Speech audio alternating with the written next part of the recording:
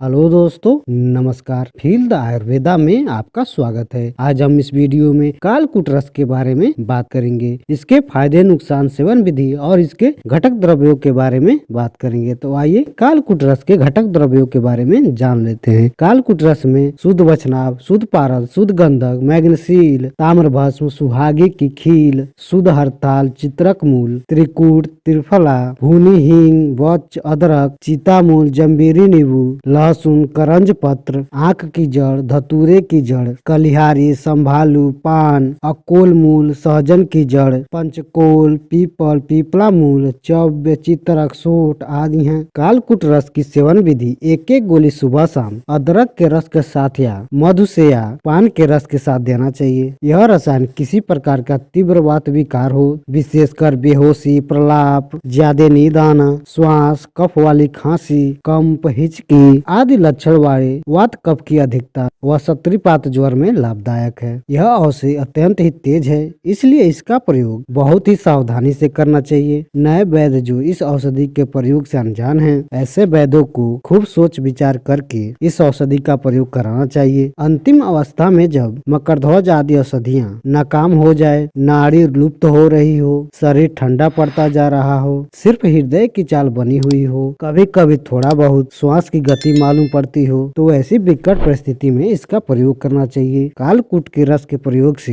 हृदय बलवान हो जाता है, नाड़ी की चाल में कुछ वृद्धि होने लगती है। इसके सेवन से रक्त का दबाव बढ़ जाता है, जिससे आंखों में लाली छाई हुई रहती है। तीनों दोषों में पित्त प्रधान हो, रोगी में रक्त दबाव की रहती हो, ऐसी स्थिति होने पर इस औषधि का प्रयोग नहीं करना चाहिए, क्योंकि ऐसे ही यह तेज औषधि है। कभी कभी इसकी तीव्रता के कारण रक्त वाहिनी नाड़ियां फट भी जाती हैं, जिसमें रक्त स्राव होने लगता है। मोती पिष्टी या प्रवाल चंद्रपुट्टी, गुड़ची सत्व आदि शीतल औषधियों के साथ मिलाकर देने से इसकी उग्रता कम हो जाती है। कफुल्ल और सत्रीपात में नाड़ी की गति क्षीण हो, संपूर्ण शरीर में जड़ता, मस्तिष्क में भारीपन, दिमाग शून्य मालूम होना, विचार शक्ति में कमी आ जाना, ज्ञान शक्ति का नाश हो जाना, सिर में धीरे धीरे दर्द बना रहना, आँखों की पलकें भारी हो जाना, आँखें खोलने और बंद करने में परिश्रम मालूम पड़ना, उजाले में रहने की इच्छा, आंखों से कीचड़ निकलना, नाक से कफ का बहाव होना, नाक से कोई भी चीज सूंघने पर उसकी गंध का मालूम न होना, जीभ कुछ मोटी तथा सफेद मलयुक्त हो जाना इत्यादि लक्षण उत्पन्न होने पर कालकूट रस के प्रयोग से उत्तम लाभ होता है। वात और कफजन्य विकारों में खांसी में गंभीरता आ जाती है। खांसी के साथ सफेद रंग का लाशदार और गठीला कफ निकलता है। श्वास लेने में भी थोड़ा थोड़ा कष्ट होता है। नाड़ी की गति मंद और भारी हो जाती है। ऐसी हालत में कालकूट रस के सेवन से प्रकोपित वात और कफ शांत हो जाते हैं और श्वास की गति में भी सुधार आ जाता है। यह रसायन हृदय की शिथिलता दूर कर हृदय की गति बढ़ा देता है। इन्फ्लुएंजा ज्वर में वात और कफ की वृद्धि होती है और इसी के विकार उत्पन्न होते हैं। इस रोग के प्रारंभ में सौम्य औषधियों द्वारा उपचार करने से इनके विकार बढ़ नहीं पाते और शीघ्र अच्छे भी हो जाते हैं। तो यदि इनकी अपेक्षा की गई तो विकार बढ़ते ही जाते हैं। इसमें वात के लक्षणों में दो भेद हैं। पहले में रोगी की ज्ञान शक्ति रहती है, पसीना खूब निकलता है, कंठ कांपने लगता है, कभी कभी तो रोगी जोर से चिल्लाने लग जाता है इत्यादि लक्षण होने पर महावात विध्वंसक रस देना ठीक होता है। दूसरे में नाड़ी की गति मंद हो जाए, रोगी सुस्त पड़ा रहे, बोलने तक की भी इच्छा न हो, थोड़ा ज्वर बना ही रहे, ऐसी अवस्था में कालकूट रस अदरक के रस के साथ देना जरूरी होता है। इसके प्रयोग से नाड़ी की गति में सुधार होकर रोगी में चेतना आ जाती है और बढ़े हुए वात और कफ ठीक हो जाते हैं। धनुरा वात रोग में भी इसका प्रयोग किया जाता है। यदि इसमें कफ संयुक्त वायु का प्रकोप हो तो यह औषधि बहुत ही शीघ्र लाभ दिखाता है। कभी कभी प्रसूता स्त्री को बच्चे होने के बाद अच्छी व्यवस्था न होने या ठंडी हवा लग जाने से भी धनुरा वात हो जाता है। प्रसूता में धनुरा वात रोग हो जाने से ही उसकी नसें खिंची हुई सी रहती है और नसों में खराबी उत्पन्न हो जाती है, जिससे प्रसव के बाद जो खराब खून रहता है अच्छी तरह से नहीं निकल पाता, जिससे और भी कष्ट बढ़ जाता है। ऐसी अवस्था में कालकूट रस के सेवन से बहुत ही अच्छा लाभ होता है। यह ध्यान रखें, यह औषधि अत्यंत तीक्ष्ण है, इसलिए पित्त प्रधान रोगों, पित्त प्राकृतिक वाले लोग, गर्भवती स्त्रियों, नाजुक बच्चों को, बवासीर हो, मूर्छा आती हो,